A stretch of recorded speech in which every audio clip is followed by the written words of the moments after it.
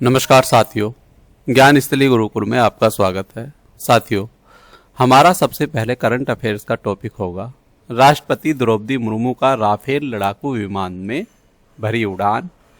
तो राष्ट्रपति जी ने पहली उड़ान भरी है, इसके बारे में जानेंगे। यह भारत की पहली महिला राष्ट्रपति हैं जिन्होंने राफेल में उड़ान भरी है। इसके साथ साथ चलते हैं आगे, अगले टॉपिक के बारे में बाद में बात करेंगे, पहले इसके विषय में बात करते हैं। ये है राष्ट्रपति जी की तस्वीर। ये हमारे देश की पहली महिला आदिवासी महिला राष्ट्रपति हैं, आदिवासी समुदाय से हैं, इसलिए यह भी खास है। वैसे यह महिला क्रम में दूसरे नंबर की महिला राष्ट्रपति हैं। इनसे पहले प्रतिभा देवी सिंह पाटिल भारत की राष्ट्रपति रही हैं। भारत की राष्ट्रपति द्रौपदी मुर्मू ने हरियाणा के अंबाला एयरफोर्स स्टेशन से लड़ाकू विमान में एक उड़ान भरी, जो शॉर्ट राइड है। यह एक ऐतिहासिक क्षण था क्योंकि वे पहले ऐसे राष्ट्रपति बनी हैं जिन्होंने 2 भिन्न लड़ाकू विमानों में उड़ान भरी हो। इससे पहले अप्रैल 2023 में उन्होंने सुखोई 30 MKI में शॉर्ट भरी थी। इससे सबसे पहला प्रश्न हमारा सामने है, राष्ट्रपति द्रौपदी मुर्मू ने राफेल लड़ाकू विमान में उड़ान कहां से भरी है? तो यह अंबाला एयरफोर्स स्टेशन से भरी है। राष्ट्रपति मुर्मू ने हरियाणा के अंबाला वायु सेना स्टेशन से राफेल विमान में उड़ान भरी, जो भारतीय वायुसेना का प्रमुख अड्डा है। राष्ट्रपति मुर्मू ने किस वर्ष राफेल विमान में उड़ान भरी? तो यह 2025 हमारा आंसर सही रहेगा। यह ऐतिहासिक उड़ान 29 अक्टूबर 2025 को भरी गई, जिससे वे 2 अलग अलग फाइटर जेट्स में उड़ान भरने वाली पहली राष्ट्रपति बनी है। राष्ट्रपति मुर्मू ने राफेल से पहले किस विमान में उड़ान भरी थी? तो ये सुखाई 30 MKI से उड़ान भरी थी। अप्रैल 2023 में राष्ट्रपति मुर्मू ने असम के तेजपुर एयरबेस से सुखोई 30 MKI में उड़ान भरी थी। राफेल विमान किस देश की कंपनी द्वारा निर्मित किया गया है? यह फ्रांस की कंपनी द्वारा निर्मित किया गया है। राफेल फ्रांसीसी कंपनी डसॉल्ट एविएशन द्वारा निर्मित बहुउद्देशीय लड़ाकू विमान है। अगला प्रश्न, राफेल विमान किस स्क्वाड्रन में शामिल है? ऑप्शन ए 17 गोल्डन एरोस और 101 फाल्कन्स में यह शामिल है। भारतीय वायुसेना में राफेल फाइटर जेट्स इन 2 स्क्वाड्रनों में शामिल है, एक अंबाला में और दूसरा हाशीमारा पश्चिम बंगाल में है। राष्ट्रपति मुर्मू की राफेल उड़ान का मुख्य उद्देश्य क्या था? तो यह प्रतीकात्मक सम्मान और वायुसेना का मनोबल बढ़ाने के लिए यह यात्रा की गई है। प्रतीकात्मक सम्मान और वायुसेना का मनोबल बढ़ाना, यह उड़ान औपचारिक थी जो सर्वोच्च सेनापति के रूप में राष्ट्रपति की भूमिका और सेना के साथ उनके जुड़ाव का प्रतीक है। राफेल विमान अधिकतम किस गति से उड़ सकता है?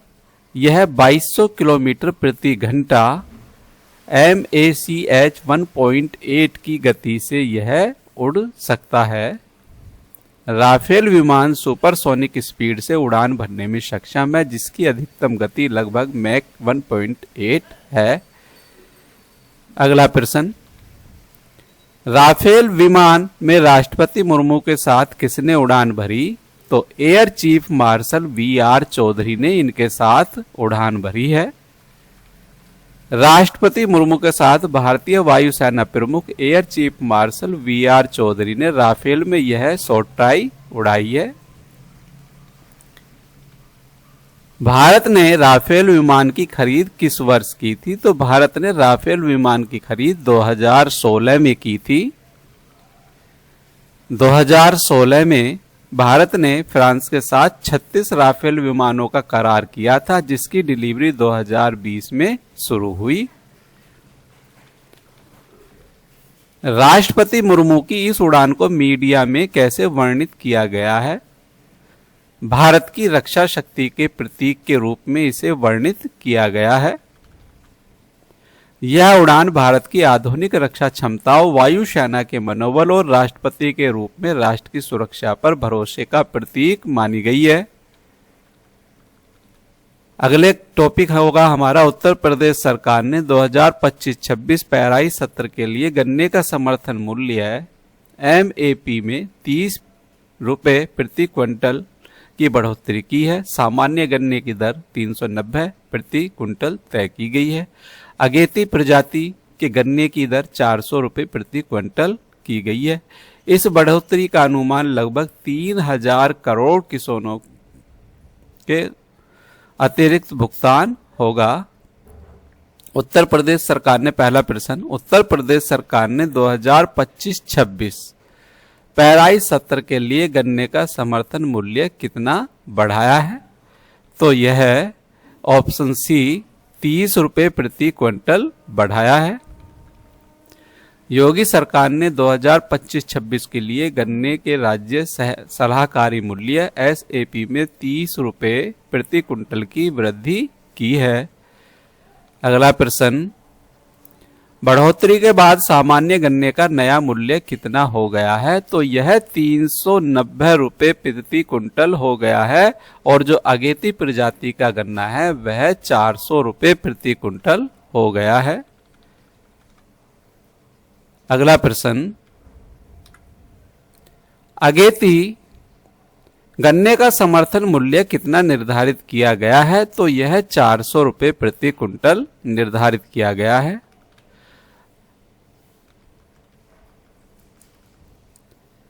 गन्ने के समर्थन मूल्य में यह बढ़ोतरी किस वर्ष लागू होगी? तो यह 2025-26 के लिए लागू होगी। इस बढ़ोतरी से लगभग कितने करोड़ रुपए का अतिरिक्त भुगतान किसानों को होगा? तो 3000 करोड़ रुपए का भुगतान किसानों को अतिरिक्त रूप में किया जाएगा। उत्तर प्रदेश में गन्ना नीति किस विभाग के अधीन आती है? तो यह गन्ना विकास एवं चीनी उद्योग विभाग के अंतर्गत आती है। गन्ना मूल्य निर्धारण और भुगतान व्यवस्था गन्ना विकास एवं चीनी उद्योग विभाग के अधीन होती है। अगला प्रश्न, गन्ने का राज्य सलाहकारी मूल्य SAP तय करने का अधिकार किसके पास होता है? तो यह राज्य सरकार के पास होता है।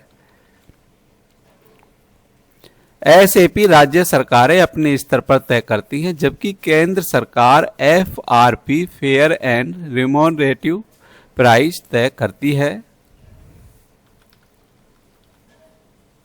केंद्र सरकार द्वारा गन्ने का न्याय संगत एवं पारिश्रमिक मूल्य FRP किसके लिए होता है? तो यह पूरे देश के लिए होता है।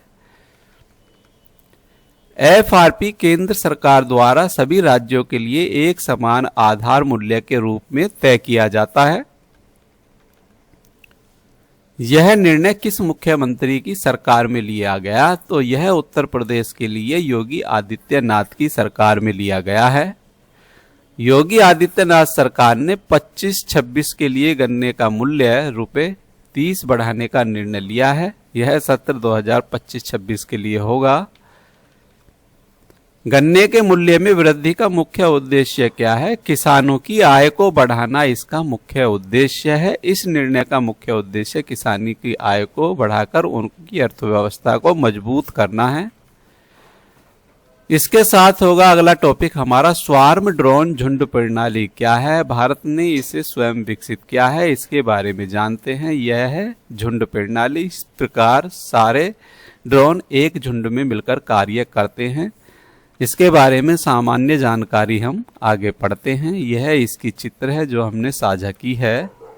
ये ड्रोन आपस में संवाद कर सकते हैं, एक दूसरे से जानकारी साझा कर सकते हैं एवं स्वायत्त ऑटोनॉमस या आधा मानव नियंत्रित तरीके से काम कर सकते हैं।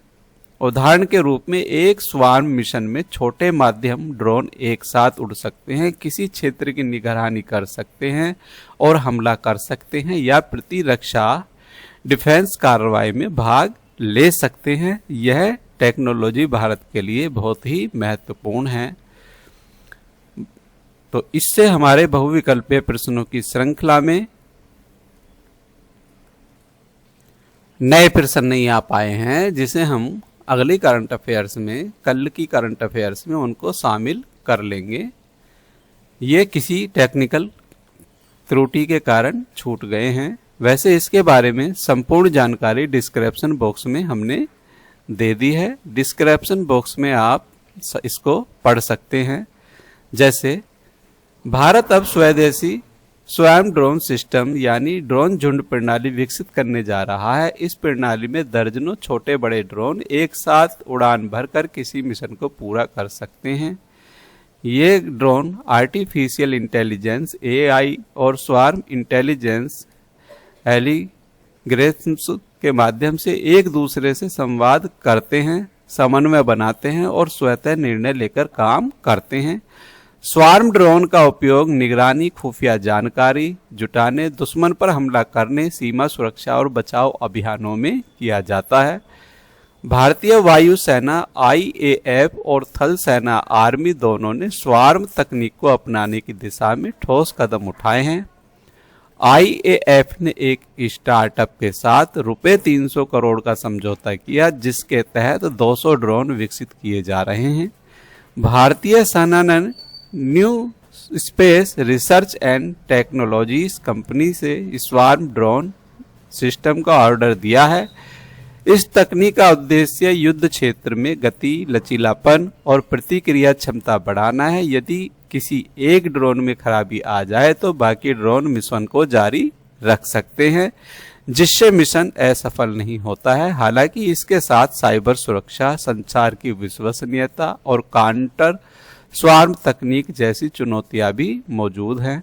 भारत इन सब पर समांतर रूप से अनुसंधान कर रहा है। तो इससे संबंधित हमारी यह जानकारियां आपके सामने हैं।